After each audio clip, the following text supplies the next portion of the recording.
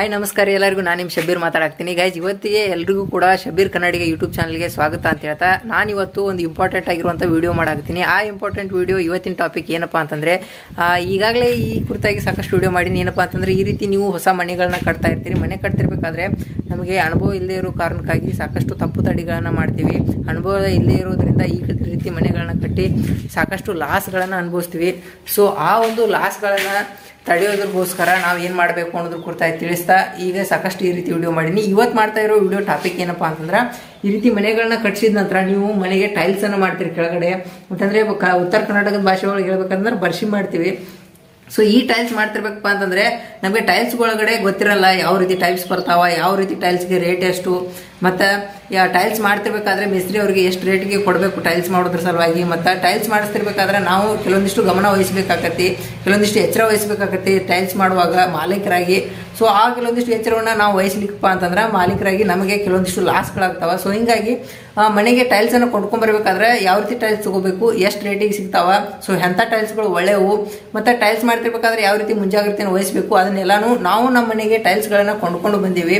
So ನಮಗೆ ಎಷ್ಟು rate ಬಿದ್ದದ, so ಯಾವ ರೇಟಿಗೆ ನಾವು ಟೈಲ್ಸ್ ಮಾಡಕ್ಕೆ ಕೊಟ್ಟಿವಿ, ಮತ್ತು ಈ ರೀತಿ ಸಾಕಷ್ಟು ಮಾಹಿತಿಗಳನ್ನ ಇವತ್ತಿನ ವಿಡಿಯೋದಾಗ ಕೊಡ್ತೀನಿ. ಸೊ ಹಿಂಗಾಗಿ ನೀವು ಯಾರ್ಯಾರು ಮನೆಯನ್ನು ಹೊಸದಾಗಿ ಮನೆಗಳನ್ನ ಕಟ್ಟಾಕತ್ತೀರಿ, ಸೊ ಅವರೆಲ್ಲರೂ ಕೂಡ ಈ ವಿಡಿಯೋನ ಕಂಪ್ಲೀಟಾಗಿ ನೋಡ್ರಿ ಅಂತ ಹೇಳ್ತೀನಿ. ಯಾಕಪ್ಪ ಅಂತಂದ್ರೆ ನೀವು ಹೊಸ ಮನೆ ಕಟ್ಟಿ ಕೆಲವೊಮ್ಮೆ ನಿಮ್ಗೆ ಅನುಭವ ಇಲ್ದಿರೋದ್ರಿಂದ ಲಾಸ್ಗಳಾಗ್ತೀರಿ. ಸೊ ಈ ವಿಡಿಯೋ ನೋಡ್ತಿರೋದ್ರಿಂದ ಮನೆ ಕಟ್ಟಿ ಕೆಲವೊಂದಿಷ್ಟು ಅನುಭವ ಇರೋದ್ರಿಂದ ನಾನು ನಿಮಗೆ ಕೆಲವೊಂದಿಷ್ಟು ಅನುಭವಗಳನ್ನ ಶೇರ್ ಮಾಡ್ಕೋದ್ರಿಂದ ನಿಮ್ಗಾಗುವಂಥ ಕೆಲವೊಂದಿಷ್ಟು ಲಾಸ್ಗಳನ್ನು ನೀವು ತಡೆಯಬಹುದು. ಸೊ ಹಿಂಗಾಗಿ ಈ ವಿಡಿಯೋನ ಕಂಪ್ಲೀಟಾಗಿ ನೋಡ್ರಿ ಅಂತ ಹೇಳ್ತಾ ಇವತ್ತಿನ ವಿಡಿಯೋ ಟಾಪಿಕ್ ನಿಮ್ಗೆ ಗೊತ್ತಾಯ್ತು ಅಂತ ಅನ್ಕೋತೀನಿ. ಏನಪ್ಪ ಅಂತಂದ್ರೆ, ಯಾವ ರೀತಿ ಟೈಲ್ಸ್ಗಳನ್ನು ಕೊಂಡ್ಕೊಂಡ್ರೆ ಒಳ್ಳೆಯದು, ಎಷ್ಟು ಟೈಪ್ಸ್ ಆಫ್ ಟೈಲ್ಸ್ ಬರ್ತಾವೆ, ರೇಟ್ ಎಷ್ಟು, ಈ ರೀತಿ ಎಲ್ಲ ಮಾಹಿತಿಗಳನ್ನ ಕೊಡ್ತೀನಿ. ಸೊ ಹಿಂಗಾಗಿ ಫಸ್ಟ್ ಆಫ್ ಆಲ್ ನಿಮಗೆ ನಾವು ತಂದಿರುವಂಥ ಟೈಲ್ಸ್ಗಳನ್ನ ತೋರಿಸ್ತೀನಿ, ಅವುಗಳಿಗೆ ಎಷ್ಟು ರೇಟ್ ಬಿತ್ತು ಅನ್ನೋದನ್ನು ತೋರಿಸ್ತೀನಿ. ಸೊ ಹಿಂಗಾಗಿ ಬರ್ರಿ ಹೋಗೋಣ ಅಂತ.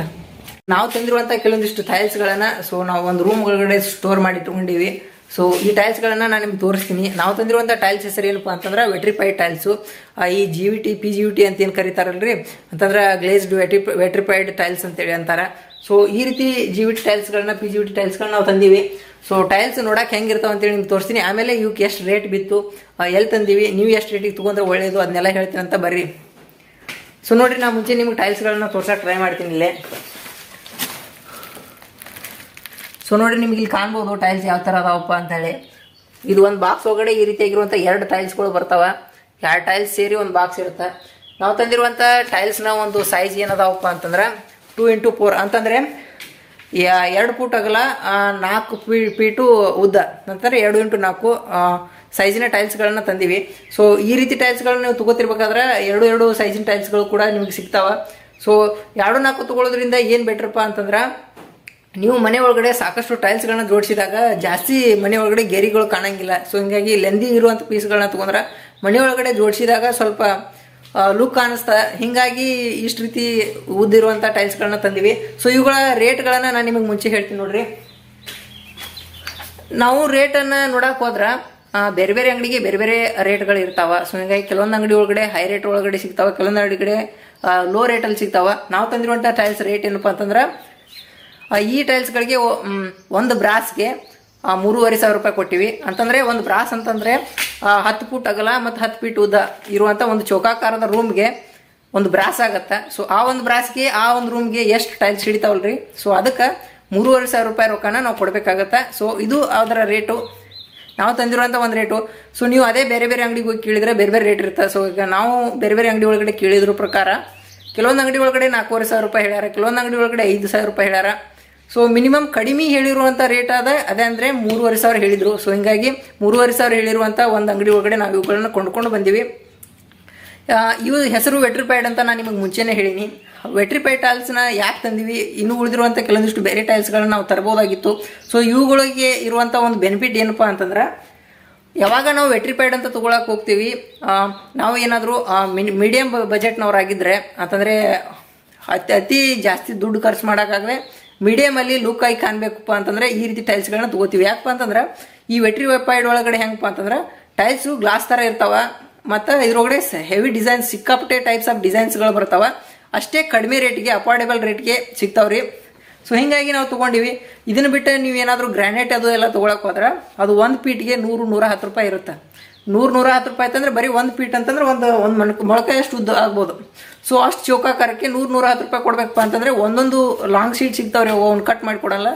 ಸೊ ಹಿಂಗಾಗಿ ಒಂದೊಂದು ಟೈಲ್ಸ್ಗೆ 3000 ಅದು ಎಲ್ಲ ರೇಟ್ ಬೀಳುತ್ತೆ. ಸೊ ಹಿಂಗಾಗಿ ಅದು ಹೆವಿ ಕಾಸ್ಟ್ಲಿ ಆಗುತ್ತೆ, ಕ್ವಾಲಿಟಿ ಇರುತ್ತೆ ಗ್ರಾನೈಟು. ಹಿಂಗಾಗಿ ನಾವು ಇವುಗಳನ್ನ ಕೊಂಡ್ಕೊಂಡು ಬಂದಿವಿ ವೆಟ್ರಿಫೈ ಟೈಲ್ಸ್. ಇವುಗಳ ಒಂದು ಸೈಡ್ ಎಫೆಕ್ಟ್ ಅಂತಂದ್ರೆ ಇವುಗಳಿಂದ ಕೆಲವೊಂದಿಷ್ಟು ಡಿಸ್ಅಡ್ವಾಂಟೇಜಸ್ಗಳು ಇರ್ತಾವೆ. ಏನಪ್ಪ ಅಂತಂದ್ರೆ ಇವುಗಳನ್ನ ಕಡಿಮೆ ರೇಟ್ ಒಳಗಡೆ ಕೆಲವೊಂದಿಷ್ಟು ಕೊಂಡ್ಕೊಂಡಿರ್ತೀವಪ್ಪ ಅಂತಂದ್ರೆ ಅದರಿಂದ ಕೆಲವೊಂದಿಷ್ಟು ಹಾನಿಗಳು ಇರ್ತಾವೆ. ಏನಪ್ಪಾ ಅಂತಂದ್ರೆ ಈ ರೀತಿ ವೆಟ್ರಿಫೈ ಟೈಲ್ಸ್ಗಳು ನೀವು ಮನೆ ಒಳಗಡೆ ಸರಿಯಾಗಿ ಜೋಡಿಸ್ಲಿಲ್ಲಪ್ಪ ಅಂತಂದ್ರೆ ಕೆಳಗಡೆ ಮರಳನ್ನ ಸರಿಯಾಗಿ ಹಾಕಿ ಕಂಪ್ಲೀಟಾಗಿ ನೆಲಕ್ಕೆ ಅಂಟ್ಕೊಳ್ಳೋ ಥರ ನೀವು ಜೋಡಿಸ್ಲಿಲ್ಲಪ್ಪ ಅಂತಂದ್ರೆ ಇವು ಈಸಿಯಾಗಿ ಬ್ರೇಕ್ ಆಗ್ತಾವ್ರಿ. ಸೊ ಹಿಂಗಾಗಿ ನೀವು ಇವನ್ನ ಜೋಡಿಸ್ಬೇಕಾದ್ರೆ ಸರಿತಂಗಿ ಜೋಡಿಸ್ಬೇಕು. ಸರಿಯಾಗಿ ಜೋಡಿಸಿದ್ರಿಪ್ಪ ಅಂತಂದ್ರೆ ಬ್ಯಾಟ್ರಿ ಅಷ್ಟು ಬ್ಯಾಟ್ರಿ ಯಾವ ಇಲ್ಲ, ಯಾಕಪ್ಪ ಅಂತಂದ್ರೆ ಡಿಫ್ರೆಂಟ್ ಡಿಸೈನ್ಸ್ಗಳನ್ನು ನೀವು ಇದ್ರೊಳಗಡೆ ತೊಗೋಬೋದು. ಸೊ ಹಿಂಗಾಗಿ ಇವುಗಳನ್ನ ತೊಗೊಂಡಿವಿ. ಮತ್ತು ಇವನ್ನ ಜೋಡಿಸೋದು ಮತ್ತು ಹೊರತುಪಡಿಸಿ ಇದೇ ರೀತಿಯಾಗಿರುವಂಥ ಕೆಲವೊಂದಿಷ್ಟು ಟೈಲ್ಸ್ಗಳನ್ನ ಅಂತಂದರೆ ಬಾತ್ರೂಮಿಗೆ ಅಂಟಿಸೋದ್ರ ಸಲುವಾಗಿ, ಬಾತ್ರೂಮಿಗೆ ಕೆಳಗೆ ಹಾಕೋದ್ರ ಸಲುವಾಗಿ ತೊಗೊಂಡು ಬಂದಿವಿ. ಅವನು ತೋರಿಸ್ತೀನಿ ಅಂತ ಬರ್ರಿ. ಸೊ ಇಲ್ಲಿ ನೋಡ್ರಿ, ಇದು ಬಾತ್ರೂಮಿನ ಗೋಡೆಗೆ ಅಂಟಿಸೋ ಸಲುವಾಗಿ ಈ ರೀತಿಯಾಗಿರುವಂಥ ಟೈಲ್ಸ್ಗಳನ್ನ ತಂದಿವಿ. ಇವು ವೆಟ್ರಿಫೈ ಟೈಲ್ಸ್ ಏನ್ರಿ, ಇವು ಈ ರೀತಿ ಡಿಸೈನ್ ಬರ್ತಾವ್ರಿ. ಹೆಂಗಪ್ಪ ಅಂತಂದ್ರೆ ನಾವು ಇವನ್ನ ಸ್ಟೆಪ್ ವೈಸ್ ಜೋಡಿಸ್ಕೊಂತೀವಿ. ಆಮೇಲೆ ಇಡೀ ಬಾತ್ರೂಮ್ ಒಳಗಡೆ ಒಂದು ರೀತಿ ಕಂಪ್ಲೀಟಾಗಿ ಒಂದು ನೇಚರ್ ಡಿಸೈನ್ ಆಗಿರ್ಬೋದು, ಈ ರೀತಿ ಒಂದು ಡಿಸೈನ್ ರೆಡಿ ಆಗುತ್ತೆ. ನೀವು ನೋಡ್ಬೋದು ರೀ, ಆ ಡಾಲ್ಫಿನ್ ಜಿಗು ಥರ ಆಗಿರ್ಬೋದು. ಕೆಲವೊಂದಿಷ್ಟು ಕಿಚನ್ ಒಳಗಡೆ ಒಂದೇ ಟೈಪ್ ಕಾಣುವಂಥ ಒಂದು ಡಿಸೈನು ರೆಡಿ ಆಗುತ್ತೆ ಈ ರೀತಿ ಟೈಲ್ಸನ್ನು ಜೋಡಿಸಿದಾಗ. ಸೊ ಅಂಥ ಟೈಲ್ಸ್ಗಳ್ರಿ ಇವು ಯಾವ ರೇಟಿಗೆ ಸಿಗ್ತಾವಪ್ಪ ಅಂತಂದ್ರೆ ಇವು ಒಂದು ಬಾಕ್ಸ್ಗೆ 200 ರೂಪಾಯಿ ರೀ. ಅಂತಂದ್ರೆ ಒಂದು ಬಾಕ್ಸ್ ಒಳಗಡೆ 1, 2, 3, 4, 5, 6 5ರಿಂದ 6 ಟೈಲ್ಸ್ಗಳು ಇರ್ತಾವ್ರಿ. ಇವು ಒಂದು ಬಾಕ್ಸ್ ಒಳಗಡೆ ಒಂದು ಬಾಕ್ಸ್ಗೆ 200 ರೂಪಾಯಿ. ಸೊ ಇವು ನೀವು ತೊಗೋಬೋದು. ಮತ್ತು ಇವನು ಅಂಟಿಸುವಾಗ ಯಾವ ರೀತಿ ಗಮನ ವಹಿಸಬೇಕು, ಮತ್ತು ಕೆಳಗೆ ಹಾಕೋದ್ರ ಸಲುವಾಗಿ ನಾವು ತಂದಿರುವಂಥ ಬಾಕ್ಸ್ಗಳು ಇಲ್ಲದ ನೋಡ್ರಿ. ಇವು ನೆಲಕ್ಕೆ ಹಾಕುವಾಗ ತಂದಿರುವಂಥ ಬಾಕ್ಸಸ್ಗಳು ಇವು ಸಣ್ಣ ಸೈಜ್ ಇರ್ತಾವ್ರಿ. ಇವು ಚೌಕಾಕಾರದೊಳಗಡೆ ಈ ರೀತಿ ಇರ್ತಾವೆ. ಸೊ ಇವು ಒಂದು ಬಾಕ್ಸ್ಗೆ 200 ರೂಪಾಯಿ. ಇವೆರಡು ಒಂದೇ ರೀತಿ ರೇಟ್ ರೀ. ವಾಲಿಗೆ ಹಚ್ಚುವಾಗಿರ್ಬೋದು ಮತ್ತು ತಳಕ್ಕೆ ಹಾಕುವಾಗಿರ್ಬೋದು. ಸೊ ಇವುಗಳನ್ನ ಜೋಡಿಸ್ಬೇಕಾದ್ರೆ ನಾವು ಯಾವ ರೀತಿ ಗಮನವನ್ನು ವಹಿಸಬೇಕು ಮತ್ತು ಮಿಸ್ತ್ರಿಗಳಿಗೆ ಎಷ್ಟು ರೇಟಿಗೆ ಕೊಡಬೇಕು ಅನ್ನೋದನ್ನ ಇವಾಗ ಹೇಳ್ತೀನಿ ಅಂತ ಬರ್ರಿ. ಸೊ ನೋಡಿರಿ, ನಾವು ನಮ್ಮ ಮನೆ ಟೈಲ್ಸ್ಗಳನ್ನು ಜೋಡಿಸಿದ್ರ ಸಲುವಾಗಿ ಮೇಸ್ತ್ರಿಗಳಿಗೆ ಒಪ್ಪಿಸ್ಕೊಟ್ಟಿವಿ. ಯಾವ ರೇಟಿಗೆ ಒಪ್ಪಿಸ್ಕೊಟ್ಟಿವಪ್ಪ ಅಂತಂದ್ರೆ ಅವರು ಕೂಡ ಬ್ರಾಸ್ ಮೇಲೆ ತೊಗೊತಾರೆ. ಅಂತಂದ್ರೆ 10 ಫೀಟ್ ಇರುವಂಥ ಒಂದು ರೂಮ್ಗೆ ಎಷ್ಟಾಗುತ್ತೆ ಅಂತಂದ್ರೆ ನಾವು ರೂಮ್ನ ಸೈಜ್ ಯಾವ ರೀತಿ ಇರುತ್ತೋ ಅನ್ನೋದ್ರ ಮೇಲೆ ಡಿಪೆಂಡ್ ಆಗುತ್ತೆ. ಕೆಲವೊಂದು 10 ಇರ್ಬೋದು, ಕೆಲವೊಂದು ರೂಮ್ 10-15 ಇರ್ಬೋದು. ಸೊ ಅವುಗಳನ್ನ ಇಂಟು ಮಾಡಿದರೆ ನಮ್ಗೆ ಯಾವಾಗ ಒಂದು 100 ಅನ್ನೋದು 100 to 200 ಬರುತ್ತಲ್ರಿ. 100 ಅಬೋವ್ ಅಂತಂದ್ರೆ ಒಂದು ಬ್ರಾಸಿನ ಮೇಲೆ ಚಿಲ್ಲರ್ ಇರುತ್ತೆ. ಸೊ ಈ ರೀತಿ 100 ಸ್ಕ್ವೇರ್ ಫೀಟ್ಗೆ ಒಂದು ಬ್ರಾಸ್ ಆಗುತ್ತೆ. ಸೊ ಇದ್ರ ಮೇಲೆ ನೀವು ಅಂದಾಜು ಮಾಡ್ಕೋಬೋದು. ಅಂತಂದ್ರೆ 10 ರೂಮು 10 × 10 100 ಈ ರೀತಿ 100 ಸ್ಕ್ವೇರ್ ಫೀಟ್ಗೆ ಒಂದು ಬ್ರಾಸ್ ಆಗುತ್ತೆ. ನೀವು ನೋಡ್ಬೋದು, ನಿಮ್ಗೆ ಒಂದು ರೂಮ್ ತೋರಿಸ್ತೀನಿ. ಸೊ ಇದು ನಮ್ಮದು ಒಂದು ಬ್ರಾಸ್ ಇರುವಂಥ ರೂಮ್ ರೀ. ಇದು ಉದ್ದ 10 ಫೀಟು, ಅಗಲ 10 ಫೀಟು. ಹಿಂಗಾಗಿ ಇದು ಒಂದು ಬ್ರಾಸ್ ಇರುವಂಥ ಈ ಒಂದು ರೂಮು. ಸೊ ಈ ಒಂದು ಬ್ರಾಸ್ಗೆ ಅವರು ರೇಟನ್ನು ಮಾತಾಡ್ತಾರೆ. ಎಷ್ಟು ರೇಟಪ್ಪ ಅಂತಂದ್ರೆ ಟೈಲ್ಸ್ಗಳ ಸೈಜಿನ ಮೇಲೆ ಡಿಪೆಂಡ್ ಆಗಿರುತ್ತೆ. ನೀವೇನಾದರೂ 2x2 ತೊಗೊಂಡಿರಿಪ್ಪ ಅಂತಂದ್ರೆ ಟೈಲ್ಸ್ನ ಒಂದು ರೇಟು ಕಡಿಮೆ ಆಗುತ್ತೆ. ನೀವು ಅದೇ ದೊಡ್ಡ ಟೈಲ್ಸ್ಗಳನ್ನು ಲೆಂದಿ ಶೀಟ್ ಇರುವಂಥವ್ನು ತೊಗೊಂಡ್ರೆ ಅವುಗಳಿಗೆ ಜೋಡಿಸೋದ್ರ ಸಲುವಾಗಿ ರೇಟನ್ನು ಜಾಸ್ತಿ ತೊಗೊತಾರೆ. ಸೊ ನಾವು ತಂದಿರೋದು 2x4. ಹಿಂಗಾಗಿ ಇದು ಮೀಡಿಯಮ್ ಸೈಜ್ ರೀ. 2-10 ಸೈಜ್ನು ಟೈಲ್ಸ್ಗಳು ಸಿಗ್ತಾವ್ರಿ. ಅಂತಂದ್ರೆ ಪೂರ್ತಿ ಲೆಂದಿ ಶೀಟ್ ಸಿಗ್ತಾವೆ. ಅವುಗಳ ರೇಟಿ ಜಾಸ್ತಿ ಇರ್ತದೆ ಜೋಡಿಸೋದ್ರ ಸಲುವಾಗಿ. ನಾವು ತಂದಿರುವಂಥ ಮೀಡಿಯಮ್ ರೇಟು 2-4 ರೇಟನ್ನು ಯಾವ ರೀತಿ ತೊಗೊಂಡಾರಪ್ಪ ಅಂತಂದ್ರೆ ಒಂದು ಬ್ರಾಸ್ಗೆ 1400 ರೂಪಾಯಿ ಅಥವಾ 14,500. ನಮಗೆ ಬೇಕಪ್ಪ ಅಂತಂದರೆ ಕೆಲವೊಬ್ಬರು 1200, 1300 ಹಿಡ್ಕೊಂಡು ಮಾಡ್ತಾರೆ ಒಂದು ಬ್ರಾಸಿಗೆ. ಕೆಲವೊಬ್ರು ಹೈ ರೇಟ್ ಇದ್ದಂಥವ್ರು 1500, 1600 ಈ ರೀತಿಯಾಗಿ ಫಿಕ್ಸ್ ಮಾತಾಡ್ತಾರೆ. ಹೀಗಾಗಿ ನಾವು ಕೊಟ್ಟಿರುವಂಥ ರೇಟು 1400ರಿಂದ 14,500 ರೂಪಾಯಿಗೆ ಮಾಡ್ತಾರೆ. ಬಟ್ ಆದರೆ ನೀವು ಇನ್ನೊಂದು ಗಮನ ವಹಿಸ್ಬೇಕು. ಏನಪ್ಪ ಅಂತಂದ್ರೆ ಈ ರೀತಿ ಮನೆಗೆ ಈ ಟೈಲ್ಸ್ಗಳನ್ನು ಮಾಡಿದ ನಂತರ ಈ ರೀತಿ ಗೋಡೆಗೆ ನೀವು ಒಂದು 4 ಇಂಚು ಪಟ್ಟಿಯನ್ನು ಹಚ್ಚೋದು ನೀವು ನೋಡೇ ಇರ್ತೀರಿ. ಯಾರಾದರೂ ಮನೆ ಒಳಗಡೆ ಜೋಡಿಸುವಾಗ ಈ ರೀತಿ ವಾಲ್ಗೆ ಈ ರೀತಿ ಪಟ್ಟಿಯನ್ನು ಹಚ್ತಾರೆ ಕೆಳಗಡೆ. ಸೊ ಅದಕ್ಕೆ ಕೆಲವೊಂದು ಡಿಫ್ರೆಂಟ್ ರೇಟ್ ಇರುತ್ತೆ, ಬೇರೆ ರೇಟ. ಎಷ್ಟಪ್ಪ ಅಂತಂದ್ರೆ ನೀವು ಯಾವಾಗ ಒಂದು ಬ್ರಾಸಿಗೆ 1400 ಅಂತಂದರೆ 1400, 1500 ಮಾತಾಡಿರ್ತಾರಲ್ರಿ. ಅವಾಗ ಆ ಒಂದು ಪಟ್ಟಿಗೆ 1 ಫೀಟ್ ಪಟ್ಟಿಗೆ 15 ರೂಪಾಯಿ, 14 ರೂಪಾಯಿ ಈ ರೀತಿ ಇರುತ್ತೆ. ಅಂತಂದರೆ ಅದು ಬ್ರಾಸ್ ಮೇಲೆ ಹಿಡ್ದಂಗೆ ರೀ. ಏನಪ್ಪ ಅಂತಂದ್ರೆ ಒಂದು 100 ಫೀಟ್ ಉದ್ದ ಇತ್ತಪ್ಪ ಅಂತಂದ್ರೆ 15 × 100 1500. ಸೊ ಹೀಗಾಗಿ ಅದು ಕೂಡ ಬ್ರಾಸಿಗೆ 1500 ಇದ್ದಂಗೆ, 1400 ಇದ್ದಂಗೆ. ಸೊ ಈ ರೀತಿ ಹೆಚ್ಚು ಕಡಿಮೆ 14 ರೂಪಾಯಿ, 15 ರೂಪಾಯಿ ಫೀಟ್ ಅದನ್ನು ಅಂಟಿಸ್ಕೊಡ್ತಾರೆ ಅವರು. ಸೊ ಕೊಂಡ್ಕೊಂಡು ಬರುವಾಗ ಅವು ಬೇರೆ ಬೇರೆ ಡಿಸೈನಲ್ಲಿ ಸಿಗ್ತಾವೆ, ಅವನು ತರ್ಬೋದು. ಅಥವಾ ನೀವೇನು ಮನೆಗೆ ಕೊಂಡ್ಕೊಂಡು ಬರ್ತೀರಿ ಅವು ಉಳಿದಿರುವಂಥ ಟೈಲ್ಸ್ಗಳನ್ನ ಕಟ್ ಮಾಡಿ ಕೂಡ ಈ ರೀತಿ ಪಟ್ಟಿಗಳನ್ನ ನೀವು ಹಚ್ಚಿಸ್ಕೋಬೋದು. ಸೊ ಇನ್ನು ಇವಾಗ ಬಂದು ಟೈಲ್ಸ್ಗಳನ್ನ ಒಪ್ಪಿಸಿಕೊಟ್ಟಿದ್ದಾಯಿತು, ಟೈಲ್ಸ್ಗಳನ್ನ ಕೊಂಡ್ಕೊಂಡು ಬಂದಿದ್ದಾಯಿತು. ಇವಾಗ ಟೈಲ್ಸ್ ಮಾಡುವಾಗ ನಾವು ಕೆಲವೊಂದಿಷ್ಟು ಗಮನಗಳನ್ನು ಏನು ವಹಿಸಬೇಕಾಗಿರುತ್ತೆ ಮಾಲೀಕರಾಗಿ. ಸೊ ಅವು ಏನು ಯಾವ ಎಚ್ಚರಿಕೆಗಳನ್ನ ವಹಿಸೋದ್ರಿಂದ ನಮಗಾಗುವಂಥ ಲಾಸ್ಗಳನ್ನು ತಡಿಬಹುದು ಅನ್ನೋದನ್ನ ಇವಾಗ ಹೇಳ್ತೀನಿ ಅಂತ ಬರ್ರಿ. ಸೊ ನೋಡ್ರಿ, ನಾನು ನಿಮ್ಗೆ ಆಗಳೇ ಹೇಳಿದೆ. ಸೊ ಬಾತ್ರೂಮ್ಗೆ ವಾಲ್ಗೆ ಹಚ್ಚೋದ್ರ ಸಲುವಾಗಿ ಟೈಲ್ಸ್ಗಳನ್ನ ತಂದಿದ್ದೀವಿ, ಡಿಸೈನ್ ಬರುತ್ತೆ ಅಂತೇಳಿ. ಸೊ ಇದ ನೋಡ್ರಿ, ಅದು ಡಿಸೈನ್ ನಾವು ತೋರಿಸುವಂಥ ಟೈಲ್ಸ್ಗಳು.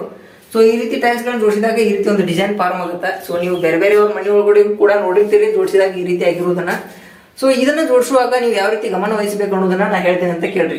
ಸೊ ಇದನ್ನ ಮುಂಚೆ ನೀವು ಅವರು ಯಾವಾಗ ಜೋಡಿಸ್ತಿರ್ತಾರೋ ಅವಾಗ ಮಾಲೀಕರಾದವರು ಮುಂದಿರುವಂತ ಅವಶ್ಯಕತೆ ತುಂಬಾ ಜಾಸ್ತಿ ಇರುತ್ತೆ. ಯಾಕಪ್ಪ ಅಂತಂದ್ರ ಈ ಟೈಲ್ಸ್ಗಳನ್ನ ಜೋಡಿಸುವಾಗ ಇದು ಸೇಮ್ ಗ್ಲಾಸ್ ತರ ಅಂತ ನಿಮ್ಗೆ ಆಗ ಹೇಳೇನ್ರಿ. ಸೊ ಗ್ಲಾಸ್ ತರ ಅಂತಂದ್ರ ಕಟ್ ಮಾಡ್ತಿರ್ಬೇಕಪ್ಪ ಅಂತಂದ್ರೆ ಗ್ಲಾಸ್ ತರ ಕ್ರಾಸ್ ಮೇಲೆಲ್ಲ ಕಟ್ ಆಗಿಬಿಟ್ಟು ಅಂತಂದ್ರೆ ಟೈಲ್ಸ್ಗಳು ವೇಸ್ಟ್ ಆಗಿಬಿಡ್ತಾವೆ. ಸೊ ಹಿಂಗಾಗಿ ಮಾಲೀಕರಾದವರು ಮುಂದಿದ್ದಾಗ ಸರಿತಾಗಿ ಕಟ್ ಮಾಡ್ತಾರ. ಸೊ ಅದರಿಂದ ಸರಿಯಾಗಿ ಅಂಟಿಸ್ಬೋದು. ಟೈಲ್ಸ್ಗಳನ್ನ ಕಟ್ ಆಗಿ ಒಡೆದೋಗಿ ಲಾಸ್ ಆಗೋದನ್ನ ತಡಿಬಹುದು.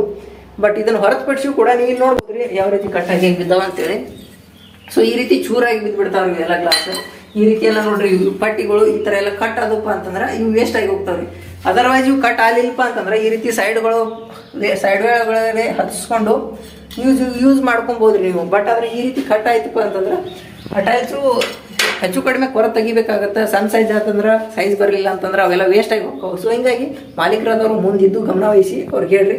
ಇದನ್ನು ಹೊರತುಪಡಿಸಿ ಮುಖ್ಯವಾಗಿರುವಂಥ ಒಂದು ಮಾಹಿತಿ ಏನಪ್ಪ ಅಂತಂದ್ರೆ ಈ ರೀತಿ ಟೈಲ್ಸ್ಗಳನ್ನ ಅಂಟಿಸುವಾಗ ಚೆನ್ನಾಗಿ ಅಂಟಿಸುವಂಥ ಅವಶ್ಯಕತೆ ಒಂದು ಜಾಸ್ತಿ ಇರುತ್ತೆ. ಹೆಂಗೆ ಚೆನ್ನಾಗಿ ಅಂಟಿಸ್ಬೇಕಪ್ಪ ಅಂತಂದ್ರೆ ಇವುಗಳಿಗೆ ಹಿಂದೆ ಅವರು ಸಿಮೆಂಟ್ನ ಕ್ರೀಮ್ ರೀತಿ ಮಾಡಿ ಇದರ ಹಿಂಭಾಗಕ್ಕೆ ಹಚ್ಚಿ ಗೋಡೆಗೆ ಅಂಟಿಸ್ತಾರೆ. ಅಂಟಿಸ್ತಿರ್ಬೇಕಪ್ಪ ಅಂತಂದ್ರೆ ಆ ಒಂದು ಸಿಮೆಂಟನ್ನು ಟೈಲ್ಸ್ ತುಂಬಾನೇ ಹಚ್ಚೋದು ಭಾಳ ಅವಶ್ಯಕತೆ. ಅಂತಂದ್ರೆ ತುಂಬ ಟೈಲ್ಸ್ಗೆ ಹಚ್ಚೋದು ಭಾಳ ಅವಶ್ಯಕತೆ. ಅಂದ್ರೆ ಅವ್ರು ಏನು ಮಾಡ್ತಾರೆ, ಸೆಂಟ್ರ್ ಒಳಗಡೆ ಒಂದಿಷ್ಟು ಹಚ್ಬಿಟ್ಟು ಹಿಂಗೆ ಮಾಡಿ ನಿನ್ನ ಒತ್ತಿ ಬಿಡ್ತಾರೆ. ಇದನ್ನ ಒತ್ತೋದ್ರಿಂದ ಏನಾಗುತ್ತಪ್ಪ ಅಂತಂದ್ರೆ ಈ ಏನು ಕಾರ್ನರ್ಗಳು ಇರ್ತಾವಲ್ರಿ, ಸೊ ಅಲ್ಲಿ ಟೈಟಾಗಿ ಕುತ್ಕೊಂಡ್ರೆ ಹಂಗೆ ಟೈಲ್ಸ್ ಹಿಂಗಾಗಿ ಜಲ್ದಿನೇ ಕಿತ್ತೋಗ್ತಾವೆ. ಸೊ ನಮ್ಮ ಮನೆ ಒಳಗಡೆ ಈಗ ಆಗ್ಯದ್ರಿ. ಸೊ ಅದನ್ನು ತೋರಿಸ್ತೀನಿ ಅಂತ ನೋಡ್ರಿ. ಇಲ್ಲೇ ಇದ್ರ ಸೌಂಡನ್ನು ಅಬ್ಸರ್ವ್ ಮಾಡಿರಿ ನೀವು ಸ್ವಲ್ಪ. ಇಲ್ಲಿ ಸೆಂಟ್ರ್ ಒಳಗಡೆ ಹೊಡೆದ್ರೆ ಸೌಂಡು ಹಂಗೆ ಬರಲ್ಲ. ಸೊ ಇಲ್ಲಿ ನೋಡ್ರಿ ಕೇಳಬಹುದಲ್ರಿ ಸೌಂಡು, ಕೊಟ್ ಅಂತೇಳಿ ಸೌಂಡ್ ಬರುತ್ತೆ. ಇಲ್ಲಿ ಆ ರೀತಿ ಸೌಂಡ್ ಬರಲ್ಲ. ಸೊ ಈ ರೀತಿ ಕೊಟ್ ಅಂತೇಳಿ ಸೌಂಡ್ ಬರಬಾರ್ದ್ರಿ. ಅದು ಈ ರೀತಿ ಸೌಂಡ್ ಬಂತಪ್ಪ ಅಂತಂದ್ರೆ ಒಳಗಡೆ ಸರಿಯಾಗಿ ಅಂಟ್ಕೊಂಡಿಲ್ಲ ಅಂತಾನೆ ಅದರ ಅರ್ಥ. ಸೊ ಹಿಂಗಾಗಿ ಈ ರೀತಿ ಸೌಂಡ್ ಬರಬಾರ್ದಪ್ಪ ಅಂತಂದ್ರೆ ತುಂಬಾ ಸಿಮೆಂಟ್ ಅನ್ನು ಹಚ್ಚಿ ಸರಿಯಾಗಿ ಒತ್ತಿ ಕುಣಿಸುವಂತ ಅವಶ್ಯಕತೆ ಇರುತ್ತೆ. ಸೊ ನೀವು ಮುಂದೆ ನಿಂತು ಇದನ್ನೆಲ್ಲ ಅವ್ರಿಗೆ ಹೇಳಿದ್ರೇನೆ ಅವರು ಈ ರೀತಿ ಹಚ್ಚಿ ಮಾಡ್ತಾರ. ಸೊ ಇರ್ಲಿಕ್ಕಂದ್ರೆ ಅನುಭವ ಇಲ್ಲದೆ ಇರೋರು ಈ ರೀತಿ ಮಾಡಿ ಹೋಗ್ತಾರ. ಸೊ ಇದರಿಂದ ನಿಮಗೆಲ್ಲ ಲಾಸ್ ಆಗತ್ತಾ, ಅದು ಕಿತ್ತು ಬೀಳ್ತಾವ ಅಥವಾ ಏನಾದರೂ ಚೂಪಾಗಿರುವಂಥ ಏನಾದರೂ ವಸ್ತುನ ತಗೊಂಡು ಈ ರೀತಿ ಗುದ್ದಿದ್ರೆ ಇವೆಲ್ಲ ತೂತ್ ಬಿದ್ದು ಬಿಡ್ತಾವ್ರಿ. ಸೊ ಹಿಂಗಾಗಿ ಅಕಸ್ಮಾತ್ ಇದು ಟೈಟ್ ಕೂತಪ್ಪ ಅಂತಂದ್ರೆ ಅದು ಜಲ್ದಿಯಾಗಿ ಬ್ರೇಕ್ ಆಗಂಗಿಲ್ರಿ. ಸೊ ಹಿಂಗಾಗಿ ಈ ರೀತಿ ಇವುಗಳನ್ನ ಗಮನ ವಹಿಸೋದು ಮುಖ್ಯ ಮಾಲೀಕರಾದಂಥವ್ರು. ಸೊ ಇದಿಷ್ಟು ಇವತ್ತಿನ ಮಾಹಿತಿ. ಇದನ್ನು ಹೊರತುಪಡಿಸಿ ಮತ್ತೇನಾದರೂ ಮಾಹಿತಿ ಇದ್ರೆ ನಾನು ತಿಳಿಸ್ತೀನಿ. ಸೊ ಇವತ್ತಿನ ವಿಡಿಯೋ ನಿಮಗೆ ಎಷ್ಟು ಅನುಕೂಲ ಆಯಿತು, ಎಷ್ಟು ಹೆಲ್ಪ್ ಆಯಿತು ಅಂತೇಳಿ ಕಮೆಂಟ್ ಬಾಕ್ಸ್ನಾಗ ತಿಳಿಸ್ರಿ. ಈ ವಿಡಿಯೋ ನಿಮಗೆ ಏನಾದರೂ ಹೆಲ್ಪ್ ಆಗಿತ್ತಪ್ಪ ಅಂತಂದ್ರೆ ಚಾನಲ್ಗೆ ಸಬ್ಸ್ಕ್ರೈಬ್ ಮಾಡಿ, ಲೈಕ್ ಮಾಡೋದನ್ನು ಮರಿಬೇಡ್ರಿ ಪ್ಲೀಸ್. ಸೊ ಹೀಗಾಗಿ ಇವತ್ತಿನ ವಿಡಿಯೋನ ಇಲ್ಲಿ ಮುಗಿಸ್ತೀನಿ. ಸೊ ಈ ರೀತಿ ಕೆಲವೊಂದಿಷ್ಟು ಇದ್ರ ಕುರಿತಾಗಿ ನಿಮ್ಗೆ ಏನಾದರೂ ಮಾಹಿತಿ ಬೇಕಿದ್ರೆ ಕಮೆಂಟ್ ಬಾಕ್ಸ್ನ ತಿಳಿಸ್ರಿ. ಅದ್ರ ಕುರಿತಾಗಿ ನಾವು ವಿಡಿಯೋನ ಮಾಡಿ ತಿಳಿಸ್ತೀನಿ ಅಥವಾ ಕಮೆಂಟ್ ಬಾಕ್ಸ್ ಒಳಗಡೆ ಹೇಳುವಂಥ ಕೆಲವೊಂದಿಷ್ಟು ಸಾಧ್ಯತೆ ಇದ್ರೆ ಹೇಳ್ತೀನಿ. ಸೊ ಬರೀ ಇವತ್ತಿನ ವಿಡಿಯೋನ ಇಲ್ಲಿಗೆ ಮುಗಿಸೋಣ ಅಂತ ಎಲ್ಲರಿಗೂ ಕೂಡ ಜೈ ಹಿಂದ್, ಜೈ ಭಾರತ್.